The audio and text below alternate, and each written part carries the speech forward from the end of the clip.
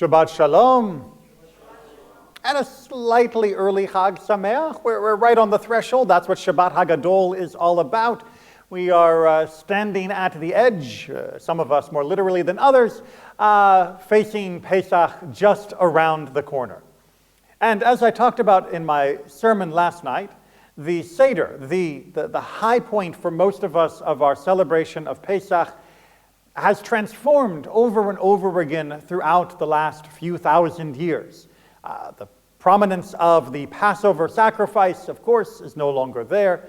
We have added a fourth question from the three originally mentioned in the Mishnah. More recently, we have added an orange to the Seder plate or a cup for Miriam, depending upon your family and the customs. But there is one custom that perhaps you were thinking of that was mentioned in the Haftorah, that perhaps you're very aware of, but don't understand, or at least I'm going to make you think you don't understand it before I'm done. That's always my job, to make you think you don't understand something, because if you think you understand it, then you're not listening to anything new. I'm always afraid of people who think they understand things. And of course, what was mentioned in the Haftorah that is very relevant to contemporary Sidarim. Oh, thank you. Did everybody fall off the page by the end? You got caught up reading the commentary and you missed the last couple sentences? I mean, it even got repeated, for crying out loud. All right, what is at the very end of Malachi's Haftorah? Eliyahu Hanavi. It says Elijah's coming. Right? That's kind of a big deal, because despite what you may think, we don't get a lot of concrete, clear, very precise markers when it comes to our eschatology, our beliefs about the end of days. Judaism tends to leave a broad, fuzzy outline of what the end of days will look like. We get some vague references of things will be bad, then things will get better. There will be this anointed person, what we call Mashiach. Everything is going to work out. It's very vague. But Elijah, well, here we have very, very specific a marker, that Elijah will come before the end of days. And indeed, Elijah has become part of the topography of our map of what the end of days will be. Even if the rest is quite blurry, Elijah is there on the map. And so we open the door now at our Seders, and people will often sing Eliyahu Hanavi as an invitation. We will genuflect in our aspirations and our hope. But what exactly are we expecting Elijah to do? What does it mean Elijah will come and then the end of days will begin and Mashiach and such? What is he doing? He's announcing the Mashiach. So he is the guy in the middle of the boxing ring going, in this corner we have Gog from Magog, weighing in at 455 million sins, threatening God's goodness on earth. And in the other corner we have Scion of David, Mashiach ben David. Let's give it up. That's what he's doing. That's his job. And if he weren't there, then Mashiach would just say, well, if no one's going to announce me, I'm just going to sit over here in the corner. I'm not going out into that world without an announcer. I mean, where's the build-up? He's just the master of ceremonies. That's all he's doing. That's what we're looking for. When Elijah shows up, we're going to say, Elijah, good to see you. Who'd you bring? We're just going to look right past him, because he's only there as a symbol, like the flash of light before dawn actually comes. He's just there to tell us the good stuff is about to come, but he himself is more or less irrelevant. That's kind of mean.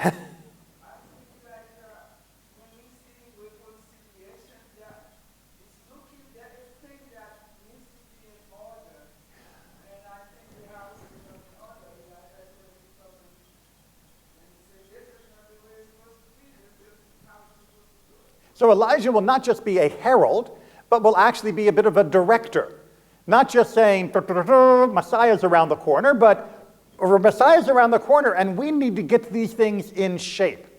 Almost as though Elijah seems to be fulfilling the role of the advanced agent Like, some big superstar singer is coming to town, and the week before, the agent goes in to make sure the hotel has the right brand of water and the bed is made correctly. A little bit more important than those sort of trivial things.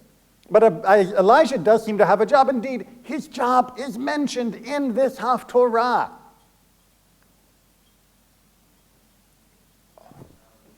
Oh, wait, I heard something. Reconcile parents to children. And children to parents. Both sides make a difference. Right? Okay, let's make sure that we've got this in our head. You can go back and look on, what is that, page 1200 and, what were we on? What's that? 1296 was the beginning. Flip to the end if you want to read along. It says that Elijah will come and he will reconcile the hearts, or return the hearts, or restore the hearts of the children to their parents and the parents to their children. Big deal? What's going on here? Well, our commentators, of course, have to discuss this because it is a very ambiguous phrase, like much else that discusses the end of days. But there is some meat on that bone when we consider it. And one explanation is, of course, that it is as peshat as it seems, as simple as it seems, that Elijah's primary job, as being the person to lay the groundwork, to clear the runway, if you will, for Mashiach, is to reconcile families. I don't know if any of you are aware, but every now and then, just very rarely, there can be intergenerational strife within families. You might have heard of this in some obscure places here and there. Every now and then, children and parents do not see eye to eye. It happens. Is this a big deal? Well, apparently Malachi and our tradition believes, yes, that this is a big deal. It's not that parents and children don't see eye to eye in the sense that the children want to become an engineer and the parent wanted them to be a doctor. Not that sort of disagreement. It's the disagreement about the shape of the world and about the shape of the relationship between them, about what is to be valued and what is to be disvalued, about how that relationship should be built in love and respect, or should it be built in some form of domination, authority, or disrespect. And our tradition believes, from this passage and other places, that that tension within a relationship, when played out wrongly, is one of the contributing factors to the entire suffering of humanity. Interpersonal family conflict leads to, like, the Babylonian exile? Well, yes, kind of. Not just because of the interpersonal conflict between in the royal house, which led to the disintegration of Jewish belief and practice, but the strife that exists within a family is something which infects their community. And the strife that is within a community affects the city. And within the city, the society, and the society, the nation, the world. That there cannot be true peace within a world if there isn't peace within a house. That shalom bayit, that ability to disagree but still love, to cherish while still recognizing the difference, that has to begin within a home, or else it will never be experienced outside of the home. And if it is not experienced outside of the home, then we are simply at each other's throats or poised until we get the opportunity to be at someone else's throat. And that is not healthy. That is not healthy at all.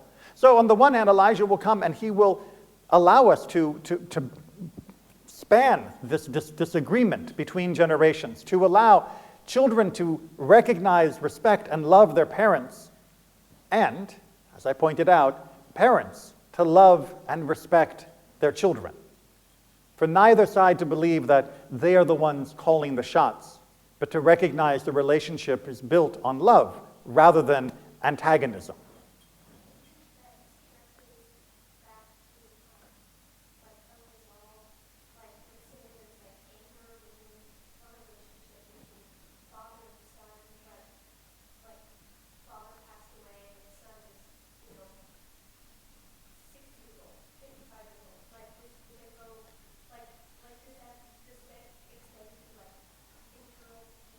Oh, absolutely, absolutely. The strife that can happen, for those that didn't hear the comment, the strife that can happen within a soul will continue long beyond the relationship itself. So even if one member has passed away, or even if both have passed away, the surviving member or the descendants of those surviving members will still be carrying the burden of that strife until they find a way to create peace within themselves and within their family.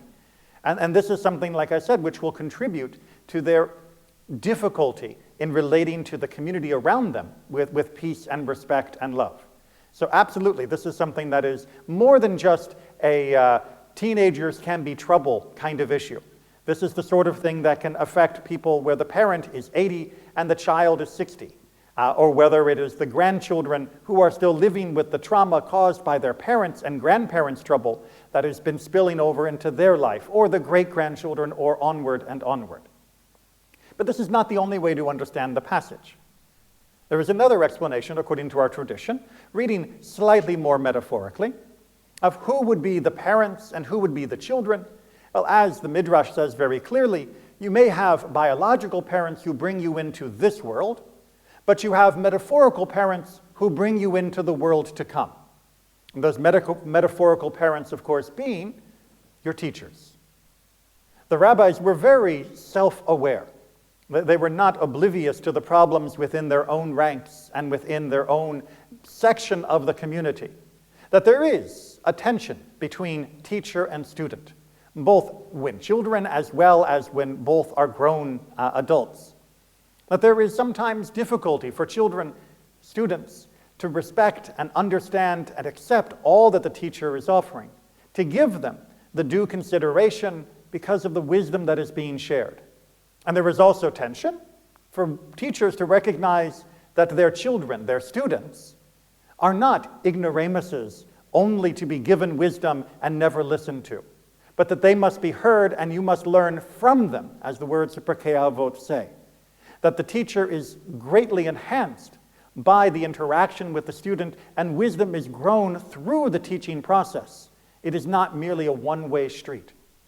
And that when a student is ready to become a teacher, the teacher must recognize this, pass on, as I mentioned in my introduction to the Torah, the gift of smicha, the gift of authority, to then become a teacher in their own right.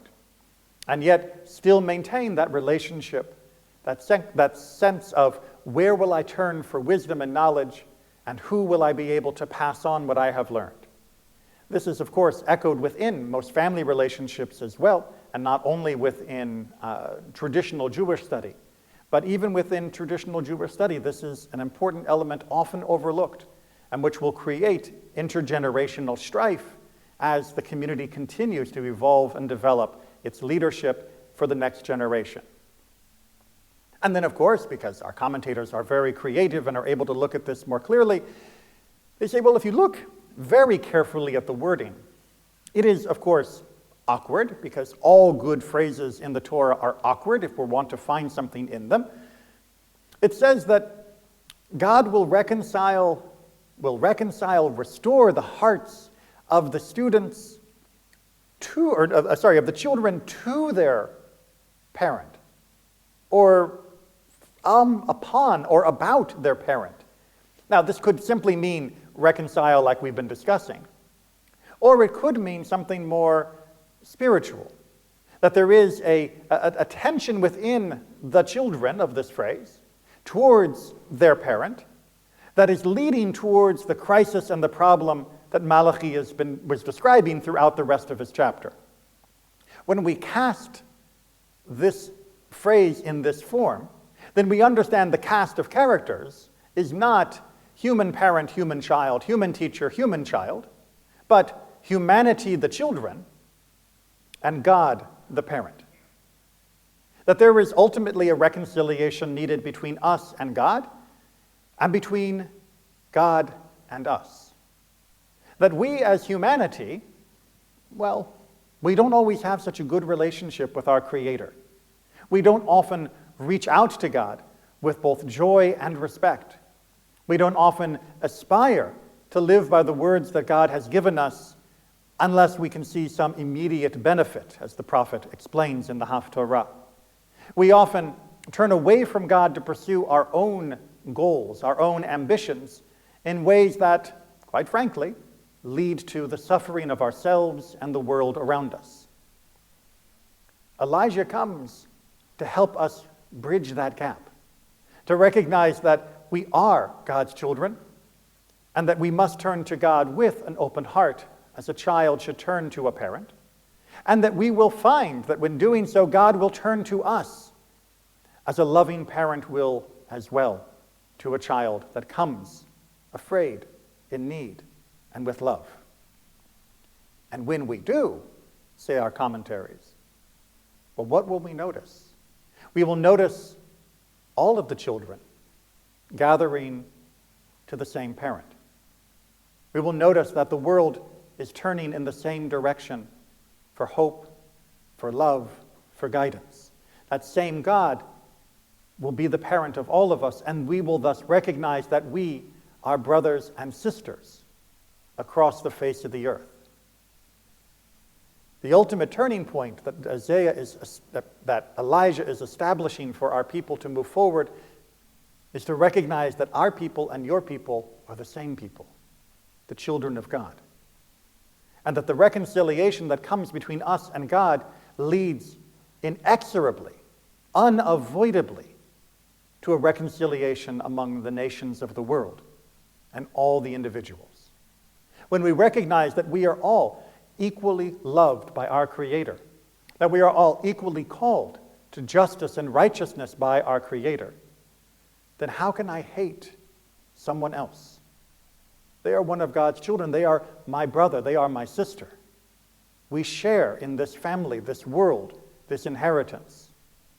And when that is realized, how could I take up arms against them? How could I condemn them? How could I begrudge them any of the blessings that they enjoy?